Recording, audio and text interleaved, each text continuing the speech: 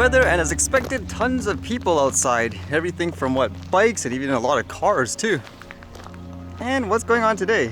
I guess this is kind of interesting, as you've heard a lot about things, for example, like drone detection, where normally you would assume they would try to detect things like radio frequency. But how about this, where apparently they're trying to use, I guess, a technique where you determine it's a drone because of things like the propellers? This one says, "Eye on the sky. New drone detection technology advances national security." And apparently this will be for here in Canada too. It says, over the past 4 years, an R&D team of engineers and scientists from the NRC's Digital Technologies Research Center and the DRDC have developed an innovative technological solution for passively spotting drones in cluttered settings.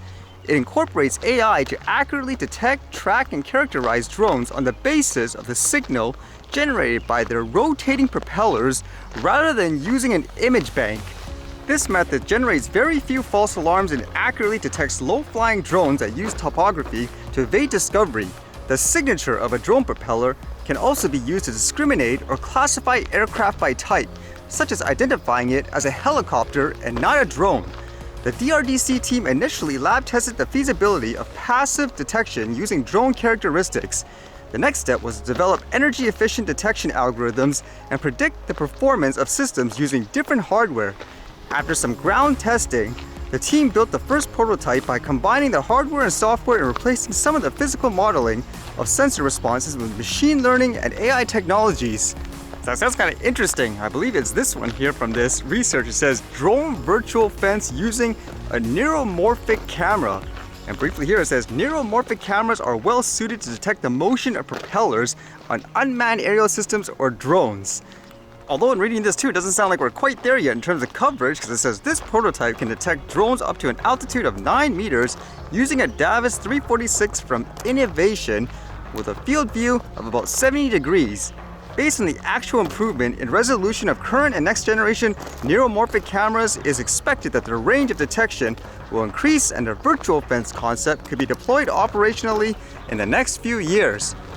Again, it's kind of a different way of doing it, I guess. It's always fascinating to see the types of ways that people could, let's just say, quote, detect a drone and all that. And with that thought, even this NRC, for example, they wrote down how drones could be a nuisance, be dangerous and all that. Well, reading this just made me think of the point too. It wasn't until I started reading about things like drones, I realized how many aviation accidents occur all the time with manned aircraft and stuff, and people are just like, okay, whatever. So what apparently happened was interesting to think about, again with that contrast of how people view, let's just say, a recreational drone or a traditional manned aircraft and all that. This one says, small plane crashes in Surrey Field, starts fire and injures pilot who's angry as a hornet. A small plane crashed in a Surrey Field on Friday, setting the surrounding grass on fire and injuring the pilot. A few minutes after 1 p.m., a smoky haze filled the air in the 6900 block of 152th Street, where Jeff Rochin and a friend watched a fellow pilot crash in an area known for ultralights. He was testing the aircraft, took off successfully, climbed a few hundred feet, and apparently the engine started missing. Rochin said at the scene, so he tried to turn back to the field and came up short, so he landed in a field next door in some high, deep grass. The plane immediately caught fire, I don't know from what, and he had some difficulty getting out. Rochin said the pilot was transported to hospital with burns in his legs after he crashed the, quote, experimental aircraft. Police say he has serious injuries. He's angry as a hornet, of course, and doesn't really know what went wrong, Rochin said. And it goes on to say, we've been flying ultralights out of here since 1979 and it's been used as an airport since the 30s, so yes, there's a lot of history here.